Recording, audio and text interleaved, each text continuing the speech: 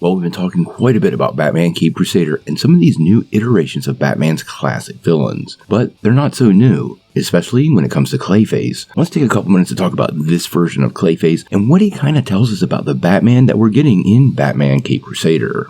Now, before we do that though, make sure you hit the like and subscribe button and ring the bell for all the updates. We do daily Marvel and DC videos, and we want to be your place for all the superhero news, but we're going to bring it to you truthfully and transparently so you are in the know. Well, as many of you remember, a few weeks ago, we got a first look at Batman Cape Crusader. Now, along with our first look at Bruce Wayne and Batman, we also got our first look at several of Batman's classic villains, some of which were reimagined.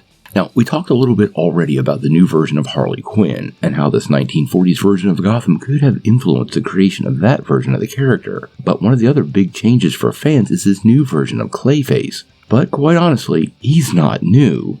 Now, I know for most people, when they think of Clayface, they think of the shape-shifting version, the giant mound of clay, known as Matt Hagen. And technically, there have been 3 versions of Clayface in the comics. Now, Matt Hagen was actually the second Clayface, with Preston Payne being the third, who was a scientist who could melt people with his touch. But the first version is the one we're getting in this new version of Batman, and that is Basil Karlo. Now, we saw the promotional image, and quite honestly, he's a pretty sinister looking villain, and they seem to be lifting a lot from classic Batman comics. Now, the character was named as Basil Karlo, giving us a clear indication of this version of the character, which makes it a little easier. Now, they did go on to say that in the show he had been typecast as a B-movie villain due to some rather unique facial features, and these struggles denied him a lot in his career and his personal life. Now, apparently he uses a serum to change his face, but all the serum manages to do is completely disfigure him and rob him of his sanity. Now, as a result, he becomes the villain known as Clayface and sets his sights on the citizens of Gotham. Now, in the comics, Basil Karlo is basically a serial killer who kills people with knives, and that appears to be exactly what we're getting. Now, we have heard that this version of Gotham City and Batman is really going to be gritty, and having a serial killer as one of the villains really does drive home what this era of Gotham City is going to look like. There's a certain amount of simplicity to this character, very Jack the Ripper-like, and I kind of really love the idea of this sort of being integrated into the show, because even hints of Gotham at Gaslight wiggling its way into this series would be an absolute win and kind of a treat for many fans.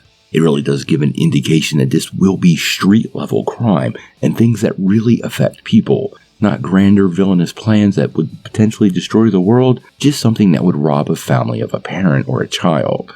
Now, this costume we saw is pretty reminiscent of the one in the comics, featuring the wide-brimmed hat, the dagger, and even the cloak, but I couldn't help but notice the face covering they added to the character, and it definitely feels like to me that they've taken some inspiration from the classic pulp hero. Now, this is pretty cool because a lot of Batman's early influence in the comics was from these pre-existing pulp characters.